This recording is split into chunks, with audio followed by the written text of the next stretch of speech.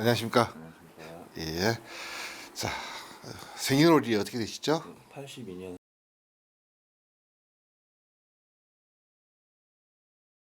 자, 이제 우리가 보통 이 사주를 공부할 때요. 두 가지를 일단 보는 거예요. 내가 태어날 때 어떤 모양으로 태어났느냐라고 하는 거예요. 네. 다음 두 번째는 뭐냐면 그런 내가 이제 어떤 흐름 속에 있느냐. 네. 이제 이 두 가지를 보는데 우리가 사실 사주를 볼 때 태어난 달과 태어난 날을 중요하게 네. 보거든요. 태어난 달은 우리가 보통 사회생활을 하는 영역이고 네.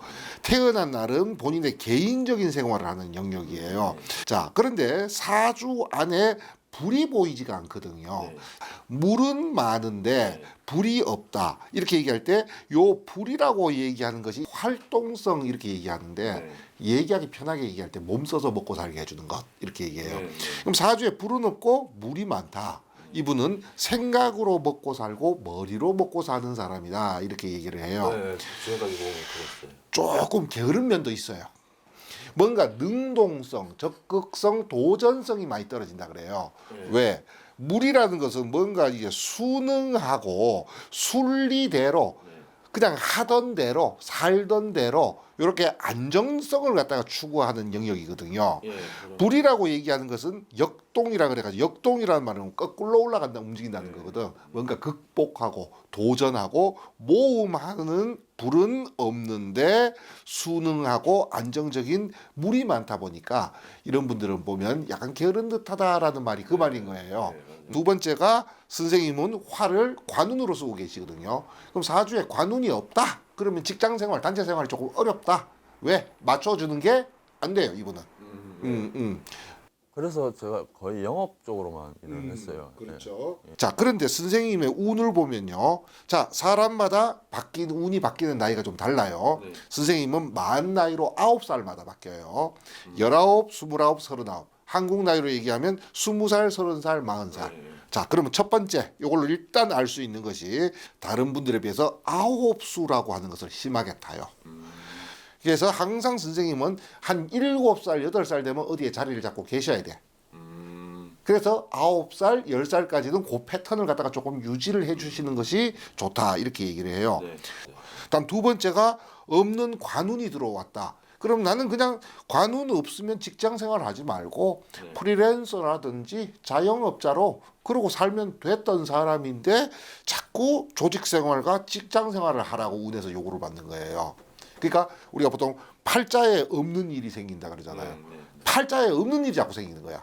그래서 심신이 고달프다. 네. 세상이 나를 자꾸 뭐라 그러나 이게 간섭하고 통제하고 뭐만 해버리려 그러면 세상이 자꾸 나를 억누른다. 다음에 마지막이 뭐냐면 없는 글자가 운에서 딱 들어왔을 때 교과서적으로 꼭 쓰는 말이 있어요. 건강 문제예요. 제가 안 그래도 건강이 그렇게 좋지는 않아요. 예. 자, 제가 옛날에 저희 어머니 쪽에 저희 어머니 이제 외숙모 되시는 분이 예. 스님이셨고 음. 그리고 그 스님 아드님도 스님이셨거든요. 외가 쪽이. 네. 어릴 때부터 들었던 얘기가 음. 절에 들어와서 살아야지 산다라는 얘기를 들었거든요. 저는 그건 좀 어렵다고 봐. 왜? 자, 잘 살고 못 살고 나중 문제고 네. 돈 좋아하고 여자 좋아하는 사람이에요. 맞아요. 그 싫어하는 남자가 어딨어? 그렇죠. 라는 수준이 아니라는 음. 거예요. 그러면 저는 오히려 이런 분들이 절에 들어간다. 현실 도피형으로 네. 오히려 절에 들어간다. 그래서 저는 아니라고 봐요. 아, 자, 그러면 무엇을 어떻게 하면 좋으냐라고 얘기할 때 비 오고 태풍 불 때는 처마 밑에 숨을 줄도 알아야 된다고. 네. 지금이 약간 비 오고 태풍 불 때거든요. 그럼 우리가 보통 처마 밑에 숨는다라고 하는 처마가 어디냐 하면 직장이에요.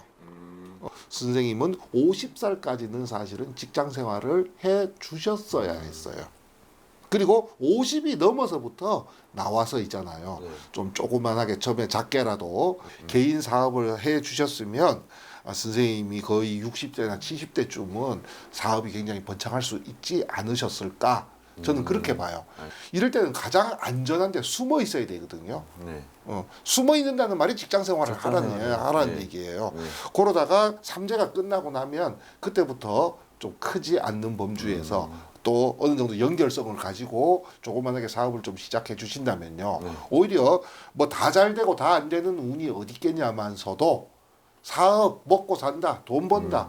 그 주제 하나만 놓고 얘기하면요. 잘 되실 수 있어요. 알겠습니다. 예. 다른 궁금하신 거는? 괜찮습니다. 예, 감사합니다. 예, 감사합니다. 예. 안녕하세요. 반갑습니다. 자, 선생님 올해 생년월일을 한번 불러줘 보시겠어요?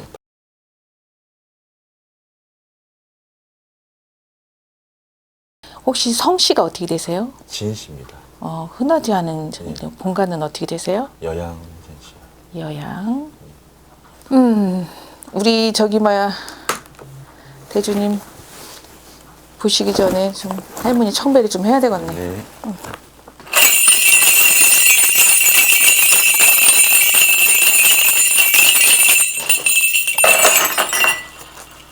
빌어서 나셨네?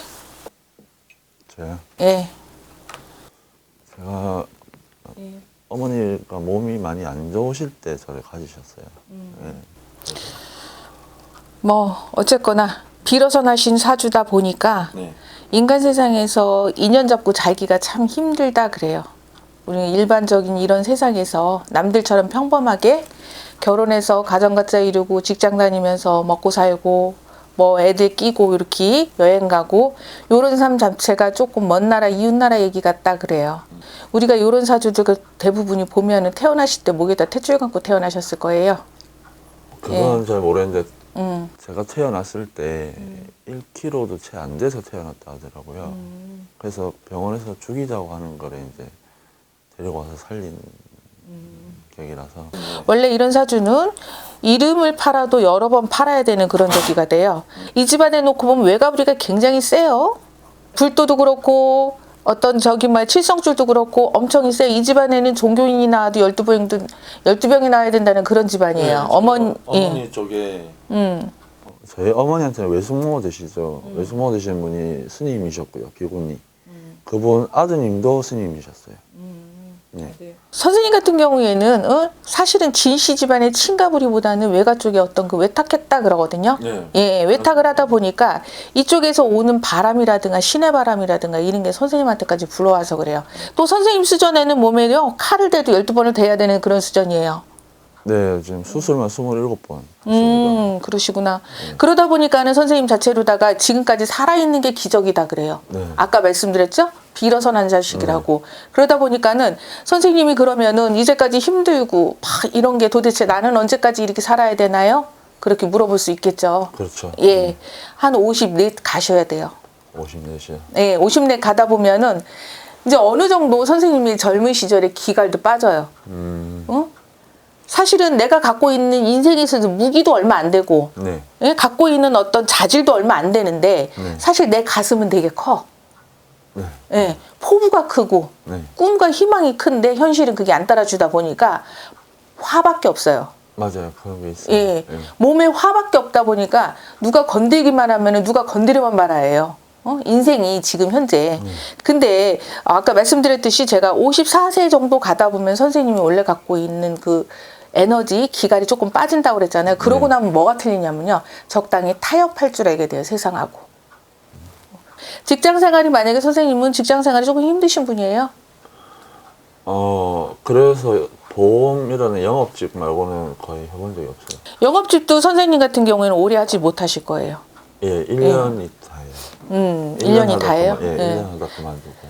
지금 힘든 고비는 어느 정도 이제까지 막 너무너무 힘들었지만 이제 거의 막판에 왔어요. 그 힘든 거는. 그러다 보니까는 선생님 같은 경우는 사실은 근데 올 수전 내년 수전을 좀 잘 견디셔야 될 것 같아요. 아, 쉽게 얘기해서 마지막 고비다.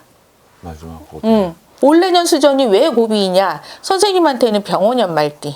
예? 네. 요거 굉장히 취약한 부분이에요. 선생님한테는. 병원형 말띠라는 거는 위아래로 불이 있다 보니까 이 불기운은 선생님을 갖다 사르는 그런 기운. 뭐 외가 쪽에 스님이 계신다고 하니까 참선 또 기도 네. 108배 이런 거 나쁘지 않아요. 내가 어떤 그 좀 몸이 안 좋다고 하더라도 할 수 있는 만큼 108배를 다 채울 필요는 없는 거죠. 그런 거 하고 그 종교인 사주는 못 돼요. 왜냐면은 고집이 너무 세고 네. 예, 그리고 끈기가 없으세요. 네, 좀 그런 게 있어요. 그래서 안 돼요. 종교에는요, 뭐 수행을 많이 하고 무릎이 닳도록 뭐 빌고 이런 게 중요한 게 아니고요.